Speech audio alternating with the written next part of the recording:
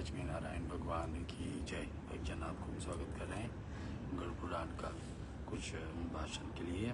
जो गरुड़ पुराण भगवान विष्णु और श्री गरुड़ जी के बीच में संवाद है। गरुड़ जी का एक प्रश्न पर भगवान जो उत्तर दिए हैं वही हमारे बीच में गरुड़ पुराण का हिस्सा बन गया है। आज की चर्चा हम लोग 18वां अध्याय से लेंगे, धर्म कांड का।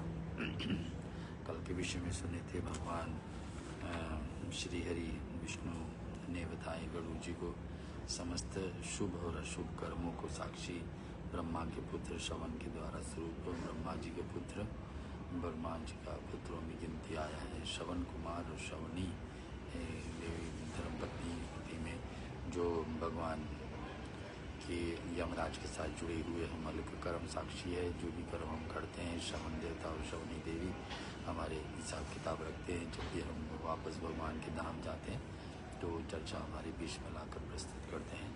आज कल के सेक्शन में हम यही सुने थे कि देवताओं कैसे इनको सहयोग प्रदाते वायु देवता अपना सहायता करते हैं श्रवण देवता को, श्रवणी देवता की देवी को, कि हम लोग को एक एक शुभ और अशुभ कर्म के विषय में बतलाने के लिए ये यमराज के साथ जुड़े हुए श्रवण देवता और उसके साथ साथ में सूर्य नारायण अपने कार्य करते हैं, धरती अपने जगह पर, जल अपने जगह पर। ये 5 देवता जो शरीर चलाते यही हमारे साक्षी बन जाते हैं हमारे शुभ और अशुभ कर्म में। ये धर्म कांड का 7वां अध्याय जो हम लोग कल का प्रसंग सुने थे। आज गरुड़ जी और भगवान विष्णु के संवाद आगे बढ़ाते हुए दिल्ली से हम आपके बीच में पहुंच रहे हैं और आगे बढ़ाते हुए उस चर्चा को ले रहे हैं जहाँ पर भगवान श्री हरि विष्णु बतलाएंगे हम लोगों को विविध अनादि कर्मों का फल, प्रेत को प्राप्त होता होना,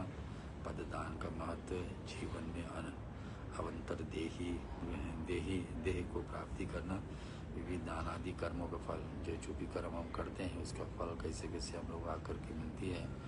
दान का फल अलग अलग है, जप का फल अलग अलग है, तीर्थ का यात्रा कर लेना फल अलग अलग है, शुभ कर्म कर लेना अलग फल है। सारी चर्चा भगवान विष्णु की करते हैं। हमारे बीच में बताने लगे भगवान विष्णु के है गरुड़ जी इन श्रवण देव को वचनों को सुनकर चित्रगुप्त पुनः क्षण भर में स्वयं ध्यान करके मनुष्य जो कुछ भी दिन रात पाप पुण्य करता है उन्हें धर्मराज को निवेदन करता है। तो कौन बताते हैं? धर्मराज को बताने वाले हैं चित्रगुप्त, जो चित्र हमारे हर व्यक्ति के चित्र हर दिन उतार लेते हैं। और उसके साथ साथ में श्रवण दिखता। सुनो, मनुष्य वाणी शरीर और मन से, तो बात हम लोग पहले जानते हैं, गीता भी बताती है कि मनुष्य कर्म कैसा करता है मन से। जो मन में गलत सोच लेना, मन में गलत विचार ला लेना, मन में अच्छे विचार ला लेना, वाणी से अच्छे भी बोलना, बुरे भी बोलना, गालियाँ भी दे सकते हैं और आशीर्वाद भी दे सकते हैं। वही मुख से हम लोग मंत्र भी बोल सकते हैं। तो वाणी से, मन से और सचमुच में कर्म से, अच्छे बुरे कर्म की हिस्सा श्रवण कुमार और यमराज के पास पहुँचाते हैं। या मनुष्य वाणी शरीर और मन से जो कुछ शुभ और अशुभ करता हुआ उन सबको वह भोग करता है। इस प्रकार से मैंने तुम्हें प्रेत मार्ग में निर्णय सुना। तो इस प्रकार से मैंने तुम्हें प्रेत मार्ग के निर्णय सुनाया था। मन तो कैसे इसको प्राप्त होता है हम सुनेंगे कि मृत्यु पश्चात प्रेत कहाँ जाते, कहाँ रुकते हैं, उन सभी स्थानों का भी वर्णन तुमसे सुना दिया। जो पूरे 16 पुरी है, 16 पुर जो है धरती लोक से छोड़ करके भगवान के धाम पहुँचने तक, वो सब का वर्णन कल का भाग में हम लोग सुने थे। एक पुरुष में क्या दुख सहन करना पड़ता पापी आत्मा को, फिर दूसरे में जाना, फिर कैसे वो भोजन ग्रहण करते, वो सब बातें कल हम लोग सुन चुके थे। अब आता है उस महामार्ग को सुखपूर्वक गमन करता है, चर्चा हम लोग आज ले रहे हैं आपके बीच में। जो दीप दान करते हैं वे कुत्तों से प्रयास लक्ष्यहीन मार्ग में पूर्ण प्रकाश के साथ गमन प्रकाश करते हैं। तो दीप दान करना, देवताओं को हर दिन प्रतिनिधि दीप, हम लोग हमेशा सुनते हैं पूजा पाठ में कि पूजा पाठ का पहला हिस्सा क्या होता है कि दीप जला करके भगवान को समर्पित कर दो। तो दीप जलाने के उजाला दिखाने के भगवान के लिए व्यक्ति कभी अंधेरा में नहीं रहेगा भगवान के लोक में। सुन लिया हम लोग ना। कार्तिक मास से कृष्ण पक्ष चतुर्दशी तीर्थों को रात्रि किया गया दीपदान प्राणियों के लिए सुखकारी होता है। कार्तिक मास में कृष्ण पक्ष चतुर्दशी का तिथि, तो दीपदान के सबसे महत्व कब है? दीपावली के दिवस पर। तो दीपावली कृष्ण पक्ष अमावस के करीब में और कार्तिक महीना में आता है, उस समय दीपदान का महत्व यहाँ बताया गया। अब मैं संक्षेप में तुम्हें प्राणियों को यम मार्ग के निस्तार का उपाय बताता हूँ। तो यम मार्ग में क्या होता सुनेंगे। एक गुरुजी, तो स्वर्ग के पुण्य से मनुष्य पितृलोक में जाता है ना। वृत्त स्वर्ग के पुण्य से मनुष्य पितृलोक को जाता है। एकादश में पिंडदान देह शुद्धि होती है। जल से परिपूर्ण घड़े का दान करने से यमदूत संतुष्ट होते हैं। उस दिन शैया दान करने से मनुष्य विमान पर चढ़ कर के स्वर्ग लोक को जाता है ना। तो इस दिन शैया दान भी करना चाहिए। नुकसानदेह कोई व्यक्ति शरीर छोड़ता है तो उसके नाम से क्या क्या सामान दान करना चाहिए। उसके नाम से जो भी वस्तु, चाहे शैया हो सोने के लिए, चाहे पैदल चलने के लिए पादुका हो, चाहे बर्तन मात्र हो, भोजन पकाने के लिए, परोसने के लिए, पानी के लिए, इधर जल साबुन आदि कच्चे खान के सामान, ये सब के सब सामान दान करना चाहिए उस आत्मा के लिए जब वो शरीर छोड़ते हैं। तो कब सबसे अच्छा दिन यहाँ लिखा है 11वां दिन, अथवा 12 को भी कर सकते, 13वें की शुद्धि भी कर सकते। कुछ ब्राह्मणों को आदत है कि 11-12 पे कुछ नहीं लेते हैं, 13वीं पे लेते हैं। सो जो ब्राह्मण ने अपने काम क्रिया किए हैं, जो भी उनको उचित लगे उस दिन लेकिन 11वां दिन सबसे पहले दे सकते हैं। विशेष द्वादश के दिन सभी प्रकार के दान देना चाहिए। विशेष तो क्या लिखा हुआ कि 11 से 12 दिन तक तो जरूर सारे दान उस आत्मा के लिए दे देना चाहिए जो अभी शरीर छोड़े हैं। आगे क्या लिखा है सुनेंगे। जिस दिन अथवा जीवित रहते अपने कल्याण निमित्त दान दे दें। जीते जी अपने कल्याण के लिए अगर जो आत्मा अपने आप से व्यक्ति दान कर ले तो और उत्तम है ना। यहाँ लिखा है सबसे अच्छा दिवस है। व्यक्ति जो दूसरे के लिए किया जाता है तो वो व्यक्ति के लिए किया जाता उत्तम तो है, लेकिन स्वयं अपने जीते जी भी तो कर सकता है व्यक्ति। तो जीते जी अपने कर्मों से ही, अपने धन से, अपने संपत्ति से दान कर लेना तो और उत्तम है। नहीं कर पा रहा व्यक्ति तो फिर साधन बनाइए, फिर मृत्यु के बाद में कोई और कर रहा तो पुण्य का बंटवारा हो जाता है। लेने वाला व्यक्ति तो एक रहेगा, लेकिन जो दिया है दान उनको थोड़ा पुण्य मिलेगा, और जिसके लिए दिया जा रहा उनको भी पुण्य मिलेगा। तो सुनो, यम मार्ग में सर्वत्र एक ऐसा ही व्यवहार होता है। उत्तम, मध्यम और अधम रूप से किसी प्रकार से वर्गीकरण का वर्जित है। तो यहाँ लिखा हुआ है जिसका भाग्य जैसा होता है उसका उस मार्ग में वैसा ही भोग प्राप्त हो जाता है। प्राणी स्वयं अपने लिए स्वस्थित चित्र श्रद्धा पूर्वक कुछ दान करता है, वहाँ उसको प्राप्त हो जाता है। तो स्वयं अपने हाथों से, अपनी कमाई से जो कुछ दान कर लेते हैं वो सबसे उत्तम है। भगवान ने बताया मरने पर जो बंधु बांधवों द्वारा दिए जाता दान है उसको आश्चर्य से लेकर के वासुकी होता है। तो मरने के बाद वाली पुण्य मिलेगा उनको, लेकिन जैसे पुण्य का बंटवारा पूरे लाभ नहीं मिलेगा। गरुड़ जी पूछे कि भगवान ये देवेश, ये 13 पददान किस लिए करना चाहिए और यह दान किसे देना चाहिए, अथवा यथोचित रूप से मुझे बताइए।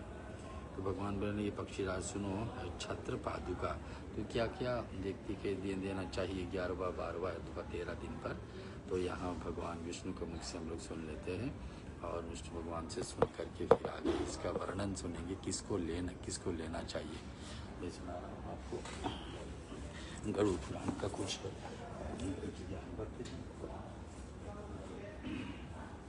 गरुड़ पुराण आपको भगवान विष्णु का उपदेश ज्ञान समझ कर के इसको श्रवण करना चाहिए। भगवान स्वयं अपने मुख से गरुड़ जी का प्रश्न पे सारी बातें हमारे बीच में लाए हैं। सुनो, छत्र दान करना चाहिए। छत्री जो व्यक्ति को धूप और वर्षा में काम आए, और पादुका जो स्त्री कोई शरीर छोड़े हैं तो महिलाओं का पादुका दान करना चाहिए। पुरुष छोड़े हैं तो पुरुष का वस्त्र, फिर से वही वस्त्र जो शरीर छोड़े उसके हिसाब से मुद्रिका यानी कि अंगूठी, कमंडलू यानी खान पान लेने के लिए लोटा दे सकते हैं अथवा कमंडलू, या तो भोजन पात्र जिसमें लेंगे वो दान कर सकते हैं। और भोजन पात्र का अलग से लिखा हुआ आसन बैठने के लिए, बैठ के पूजा चिंतन करने के लिए एक व्यक्ति का अलग से आसन होना चाहिए, वो दान कर सकते हैं। और ये 7 प्रकार के पद माने जाते हैं। भगवान विष्णु बताते हैं कि ऐसा दान उन व्यक्ति के लिए कर देना चाहिए जो व्यक्ति शरीर छोड़े हैं। और सबसे उत्तम दिवस है 11वां 12वां अथवा 13 दिन पे तो कर ही देना चाहिए, जब आत्मा इस लोक छोड़ करके भगवान के धाम जाए। पूर्ण वर्णित महापथ को जो भयंकर रोध नामक तापक धूम था, उसके द्वारा मनुष्य जलता है। छत्र दान देने से प्रेत तुष्टि देने वाली शीतल छाया, छत्र दिया जाता है तो उसके लिए शीतल छाया है, शीतल ठंडी हवा का प्रदान होता है। और पूर्व विहित महापद को महाभयंकर रोध नामक पातक धूप मिलता है, उसके द्वारा मनुष्य जलता नहीं है। तो कर्म द्वारा अगर जो कठिन अग्नि में तापा जाएगा व्यक्ति को, तो उसको जलन से बचाएगा, अगर जो छत्र दान किया जाता है। महाभयंकर रोध नामक आतक है ना। छत्र दान देने से प्रेत को तुष्टि देने वाला शीतल छाया मिल जाएगी। छत्र दान इनके नाम से हुआ होगा तो शीतल छाया प्राप्त हो जाएगी। आगे क्या लिखा हुआ, उसके द्वारा मनुष्य जलता नहीं है। और पादुका दान देने से मृत प्राणी को अथारूढ़ होकर के घोर अस्य पत्र वन के निश्चित ही पार कर लेता है। अब जो पादुका दान किए हैं तो उनको यहाँ लाभ। पादुका दान देने वाले मृत प्राणी अथारूढ़ होकर के अस्य पितृ वन को निश्चित ही पार कर जाता है। मृत प्राणी के उद्देश्य से ब्राह्मण को आसन और भोजन देकर के स्वागत करने पर प्रेत महापद की धीरे धीरे चल उसे उस दान दिए जाते अन्न और सुख पूर्वक ग्रहण करता है। तो शयन करने के लिए समान आगे इधर पादुका कमल महत्व मित्र प्राणी के उद्देश्य ब्राह्मण को आसन दान भी करना चाहिए, जिसपे बैठ करके चटाई हुआ बैठने की आसन अलग से होता है पूजा पाठ के लिए, ये दान करने के नियम में विधान है। मृत प्राणी के उद्देश्य से ब्राह्मण को आसन और भोजन दान करना चाहिए। कमंडलू को दान करने से प्राणी उस यमलोक महापद को फैले हुए बहुत धूप वाले वायु रहित जलहीन मार्ग को निश्चित ही जत जल एवं वायु प्रत्यत सुख पूर्वक गमन करता है। मृत्यु के उद्देश्य को जो व्यक्ति जल पूर्वक कमंडलू दान करता है, उसके निश्चय ही 1000 कोस लोक दान फल प्राप्त होता है। कमंडलू दान करने से 1000 कोस का दान का बराबर पुण्य है। उत्तरतार पूर्वक वस्त्र का दान देने से प्रेतात्मा महाक्रोधी काल को पीले वर्ण वाले अत्यंत भयंकर यमदूत उससे कष्ट नहीं देते हैं। तो यहाँ किसका उदाहरण है, वस्त्र उद्गार। जो व्यक्ति जो भी वस्त्र में धर्म के हिसाब से उचित है पहनने के लिए ग्रहण के लिए वैसा दान करता है तो उसको इतना ज़्यादा फल। मुद्रिका यानी अंगूठी जो पहनते हैं हाथ में, मुद्रिका दान देने से उस महापद को अस्त्र शस्त्र से युक्त दौड़ते हुए यमदूत दिखाई नहीं देते हैं ना। उसको यमदूत भयंकर रूप बना लेते हैं, डराने के लिए आ जाते हैं और डर लगता है आत्मा को। ये आत्मा जो शरीर से निकले हैं, इस शरीर को हम और आप देखे हैं, उस शरीर के द्वारा उनको हवा का रूप मिलता है। तो कोई अगर उसमें देखता है तो उसे ये वहाँ पर आकर के हम लोग देखते हैं कि वो लाभ मिलता है उसको कि अस्त्र शस्त्र दिखते हुए युक्त शस्त्र लेकर के दौड़ा नहीं रहे, ऐसे भावना से वो अभी जो हम लोग क्या करते हैं यमदूत भयंकर रूप नहीं दिखाई पड़ते जब वो मुद्रिका यानी कि झल्ला दान करते हैं।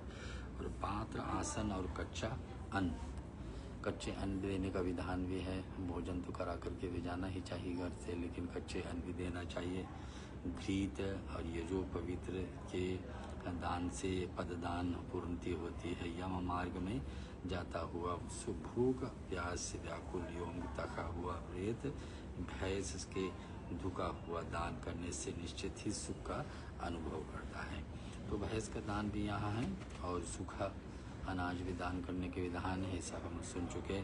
गरुड़ जी अब प्रश्न, उनको जिज्ञासु बढ़ रहा है, जिज्ञासा बढ़ रहा है गरुड़ जी का, तो और प्रश्न भी करेंगे, उनसे सुनते हैं। विभुसो मृत व्यक्ति के उद्देश्य से जो कुछ भी दान अपने घर में किया जाता है वह प्रेत के किसके द्वारा पहुंचाया जाता है, तो प्रेत को मिलता कैसे है? गुरु जी का अच्छा प्रश्न है कि यहाँ तो दान धरती पर हो गई, जो भी ब्राह्मण काम करता धरता था होगा तो उनको तो जाकर प्राप्त हो, लेकिन यहाँ सुनेंगे भगवान बोले सुनो, सर्वप्रथम वरुण दान को ग्रहण करते हैं, वरुण कौन? वायु देवता दान करते हैं, उसके बाद उस दान को मेरे हाथ में दे जाते हैं, भगवान विष्णु को दिया जाता है। मैं सूर्य देव के हाथों में सौंप देता हूँ और सूर्य देव से वह प्रेत उस दान को लेकर के शुभ अनुभव करता है। तो फिर सूर्य देव पहले वायु देता भगवान विष्णु को देते, विष्णु देता सूर्य को देते, सूर्य ले जा करके सौंप देते हैं किसको? वो प्रेत को सर्प सौंप देते हैं। और जहिति वरुण दानम मम हस्ते प्रयच्छति अहम ये न भास्कर देव भास्करात सुयश सुखम। सूर्य देव का कार्य है कि ले जाकर आत्मा तक पहुँचा दें। बुरे कर्म के प्रभाव से वंश का विनाश हो जाता है और उस कुल के सभी प्राणियों को नरक में जब तक रहना पड़ता है तब तक पाप का क्षय नहीं हो जाता। बुरे वस्तु दान मत करें, जो आपको लगता है आपको कोई दान में दे अच्छे नहीं लगेंगे तो दूसरे को भी मत दीजिए। बुरे वस्तु दान करेंगे तो पूरे परिवार को कष्ट, पूरे परिवार को नरक का द्वार खोल देता है। इन नरक के बुरे कर्मों के प्रभाव से वंश का भी विनाश हो जाता है, तो ऐसे पूरा वंश में असर पड़ता है। एक कर्म को उल्टा करता है पूरे वंश में होता है कि तुम्हारे वंश में एक व्यक्ति ने उल्टे किए और जब तक पाप अर्ज पूरा क्षय नहीं हो जाए तब तक नरक में पड़ा रहेगा व्यक्ति। इन नरकों को संख्या बहुत है, इस प्रकार से अन्य पर 21 नरक मुख्य रूप से है। तामिस्त्र, लोहाशंको, महारोरो, शनविली, रोरो, कुड़वल, कालसूत्र, पित्तमातृका, संघात, लोहतोद, सविष, संप्रदान, महानरक, कालोल, सजीवन, महापत, उवीची, अंधामित्र, कुंभिपाक, अस्त्रिभवन और अपने पतन नाम वाले। तो ये कौन थे यार? हमसे नरकों की संख्या बहुत है, लेकिन इनमें से 21 यानी कि 21 नरक थोड़ा अलग से नाम लिखा हुआ है और इनके विषय में भगवान बुद्ध क्या बताएंगे हम सुनेंगे। घोर यातना भोगते हुए जिनके बहुत ही वर्ष बीत गए हैं और यदि वो संतति नहीं हुए तो वे यम के दूत बन जाते हैं। तो बहुत दिन भी जाते, किसी का संतान ना हुआ तो यमदूत बन जाते हैं। यहाँ लिखा यम के द्वारा भेजे गए वे दूत मरे हुए मनुष्यों के लिए प्रतिदिन बंधुओं को दान स्वरूप प्राप्त अन्न को जल को सेवन करते हैं। तो जो ऐसा क्रिया हुआ है ऐसा लोगों को यमदूत आते हैं। मार्ग में मध्य जब वे भूख प्यास से व्याकुल हो जाते तो मेरे मरे हुए प्राणी को हिस्सा ही लूट करके खा पी जाते हैं। मास के अंत में, महीने के अंत में जो भोजन और पिंडदान देते हैं, जब उसकी प्राप्ति नहीं होती है, नहीं उन्हें हो जाती है तो वे सभी उसको खाकर संतुष्ट हो जाते हैं और इसलिए उस प्रतिदिन उससे उन्हें प्रतिदिन वर्ष भर की तृप्ति मिलती है। इस प्रकार के किए गए पुण्य के प्रभाव से प्रेत सौरीपुर की यात्रा करता है। तदंतर 1 वर्ष बीतने पर वह प्रेत यमराज के भवन में सन्निकट स्थित बहुभीतर की नाभग नगर में पहुँच करके 10 गात की पिंड से निर्मित हस्तमात परिमाण के शरीर छोड़ देता है। हाथ के बराबर शरीर कब मिलती है? व्यक्ति के 10वां दिन पर। 10वां दिन पर जैसे एक माता के गर्भ में बच्चा रहता है, 10 महीने में जन्म उनका होता है, वैसे इधर मृत्यु छोड़ने के बाद में 10 दिन लगता है वायु के रूप में एक शरीर को मिलने का। इस प्रकार से राम को देखकर परशुराम जी तेज उनके शरीर में निकल करके राम में प्रविष्ट हो गया था। उसी प्रकार से कर्मज शरीर आश्चर्य लेकर वह पूर्व शरीर को परित्याग करता है। फिर भगवान के धाम पहुँच करके 10वां दिन पर जो शरीर मिला है वायु के रूप में, वो भी शरीर त्याग देता है। जिस प्रकार से मनुष्य चलते हुए एक पैर से भूमि पर रखकर दूसरे पैर को आगे बढ़ाने के लिए उठाता है, जैसे तिल अंजलि का तृण जो कह एक पाँव पर सिद्ध होकर दूसरे पाँव को आगे बढ़ाती है, वैसे ही जीव कर्मानुसार एक देह से दूसरे देह को धारण करता है। तो जैसे यहाँ उदाहरण दे रहे भगवान परशुराम आए राम जी के मर्यादा पुरुषोत्तम राम जी के आगे, अपने क्रोध में क्या क्या बोल दिए, तो क्रोध से उनमें जितना तेज था सीधे राम में प्रवाहित हो गए, राम भगवान में चले गए। वैसे ही व्यक्ति ये शरीर छोड़ करके दूसरा शरीर प्राप्त करता है। जिस प्रकार से मनुष्य पुराने वस्त्र को परित्याग कर नवीन वस्त्र धारण कर लेते हैं, उसी प्रकार से जीव अपने पुराने शरीर को त्याग करके नया शरीर धारण करता है। एक श्लोक के द्वारा ये हम लोग के बीच में 18वां अध्याय पूरा होगा, सुनेंगे हम लोग। वज्रस्तष्टितों पदेकेन यत यज्ञेन गच्छति याथां पुनचलतं देहि कर्मानुगवश्यः वंशानि मज्जीवान्तं यथा विहाय नवानि गृहाति नरो यपरानि तथा शारिणी विहाय जन्मान्त दमयन्ते संयति जवानी देहे। लक्ष्मी नारायण भगवान की जय। ये हमारे बीच में गरुड़ पुराण का 18 अध्याय पूरा हुआ। हम लोग सुन रहे थे धर्म कांड से। ये आज का ये हिस्सा गरुड़ पुराण कहाँ का थी, विविध दान आदि कर्मों का फल। कोई दान करता है, अगर कोई व्यक्ति शरीर छोड़े उनको दान कोई भी करता है, कप्तलिक दान का फल मिलते हैं। और दूसरा है पद दान के महत्व, यानी कि चप्पल पादुका दान, शैया दान का महत्व, अंगूठी दान का, अन्न दान का, जल दान का, ये सब दान का महत्व हम लोग आज इस अध्याय के महत्व सुने हैं। 19 से अध्याय शुरू करते हैं, देखते हैं कहाँ तक चलेगी, फिर आपको दूसरे भाग का अनुभव कराएंगे। जीव का यमपुरी प्रवेश, वहाँ शुभ और अशुभ कर्मों का फल भोग, कर्मानुसार अन्य देह की प्राप्ति, मनुष्य जन्म पाकर धर्माचरण के मुख्य कर्तव्य है। तो दुख क्या बता रहे, जीवन में जीविका का यम प्रभु में जाना। एक जीव धरती लोग छोड़ करके हम सुनते हैं 11.5 महीना जब पूरा हो जाती तो भगवान के धाम पहुँचते हैं, लेकिन भगवान यहाँ बचाते देखिए, वायु के रूप होकर भूख से पीड़ित कर्मजन्य शरीर का आश्चर्य लेकर के जीव यम मार्ग में साथ चित्रगुप्त को उतर जाता है। शरीर के कर्मजन्य है, शरीर को आश्चर्य लेकर के फिर यमलोक के जाता है। तो वहाँ क्या चित्रगुप्त के उस चित्रगुप्तपुर में 20 योजन विस्तृत है। वहाँ रहने वाला कार्यस्थ नाम के एक देव योनि विशेष है। सभी सुनारे आपको गरुड़ पुराण भजन या सुने। महादान करने पर वहाँ गया हुआ व्यक्ति सुख का भोग करता है। 24 योजन विस्तृत पहुँचा है। एक एक जगह के नाम और कब से कहाँ पहुँचने वाला बात है इसमें। लोहा, लवन यानी नमक, कपास यानी कि रुई, और तिल और पूर्ण पात्र दान करने से इस दान के फल स्वरूप को यमपुर निवास करने वाले दाता के पितृलोग संतृप्त होते हैं। वहाँ पर धर्मध्वज नामक प्रतिहार सदैव द्वार पर अवस्थित रहते हैं। तो हम लोग पहुँच के कोई लोहा दान किए हैं, कोई लवन यानी नमक दान किए हैं जीवन में, कपास रुई दान करे, तिल दान करे, उनके भी एक जगह है। इसके बारे में हम सुने वहाँ पर धर्मध्वज नामक प्रतिहार सदैव द्वार पर स्थित रहते हैं। सत्य दान, 7 प्रकार का दान करने का, दान देने से धर्मध्वज प्रसन्न हो जाते। वहाँ जाकर प्रति होकर के शुभ वर्ण करता है। 7 प्रकार का दान तो दान ही है, लेकिन अनाज 7 प्रकार के अगर जो दान करता कोई व्यक्ति तो उनको यहाँ सुख मिलती है। आगे लिखा है धर्मराज जो प्रशस्त एवं सुंदर स्वरूप है, उसके स्वरूप को दर्शन सज्जन और सकृतियों के द्वारा प्राप्त होता है। जो दुराचारी जन और अत्यंत भयंकर यम के स्वरूप देखकर भयभीत होकर हाहाकार करता है। नहीं करने पर वही दुख और करने पर ये सुख मिल जाता है।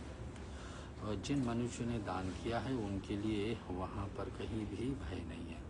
तो किसी प्रकार का डर नहीं। जो व्यक्ति जीवन में दान किया तो हमारे दान तो कलयुग में दान का इतने महात्म है कि कितनी गरीब दुखिया लोगों को जो अधिकार लेने के दान करने को उनके विषय में उनको सब ये सब विधि करने से क्या क्या लाभ सुने हैं। जिन मनुष्य ने दान किया उनके लिए वहाँ पर कभी भी डर नहीं बनता है। आगे के लिए आए हुए सुकृति जन के देख करके यमराज अपने आसन को इसलिए परित्याग कर देते हैं कि यह सुकृति मेरे मंडल का भेदन करके ब्रह्मलोक जाएगा।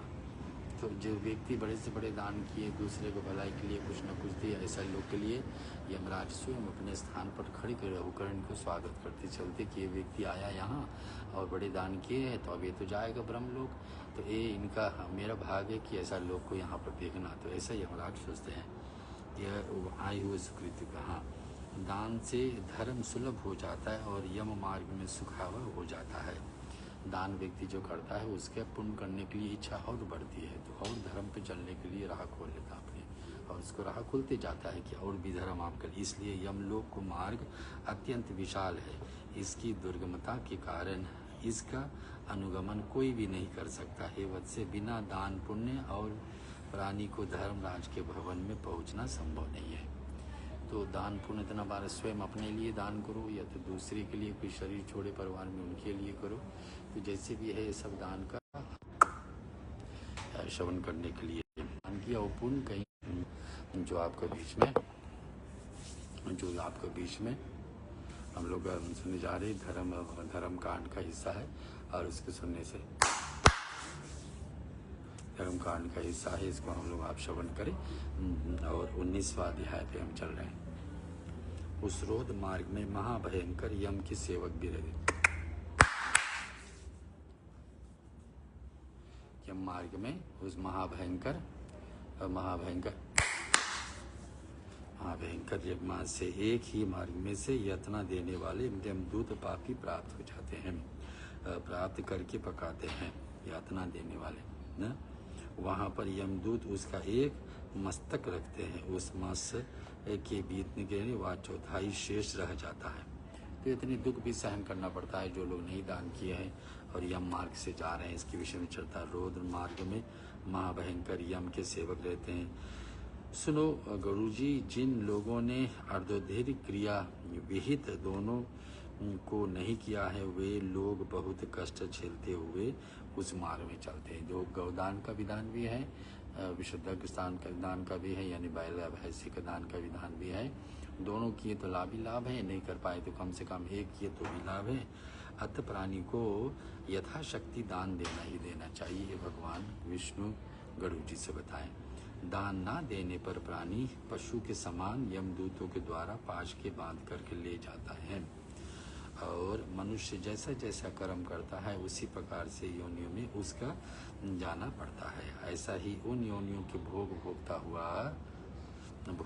हुआ सभी प्रकार के लोगों को सभी प्रकार के का, और इसमें समझा रहे हैं हम लोगों को कि दान का कितने महत्व है।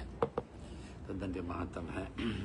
कृमि भस्म अथवा विष्ठा की शरीर परिप्रति हो जाती। जो मनुष्य शरीर प्राप्त करके भी धर्मचरण नहीं करता है, वह हाथ में दीपक रखता हुआ भी महाभयंकर अंधकार, तो व्यक्तिकार महाअंधकार में चलता है यम मार्ग में। अगर जो व्यक्ति अवसर मिला सब कुछ करने के लिए फिर भी नहीं कर पाता है, तो ऐसे दुखदायी बेला किसके में आएगी। यहाँ लिखा हुआ। अच्छा, जो जीव इस प्रकार से जो जीव इस योनियों में पाकर धर्म का आचरण करता है, उससे मरम गति को प्राप्ति नहीं होती है, परम गति को प्राप्ति होती है। क्षमा करना। धर्म स्थान जाने वाले पर दुख पूर्वक जन्म मरण की प्राप्ति करता है। और ये पक्षीराज जी सैकड़ों बार विभिन्न योनियों में जन्म लेने के बाद प्राणियों को मनुष्य योनि प्राप्त होती है। उसमें से भी द्विज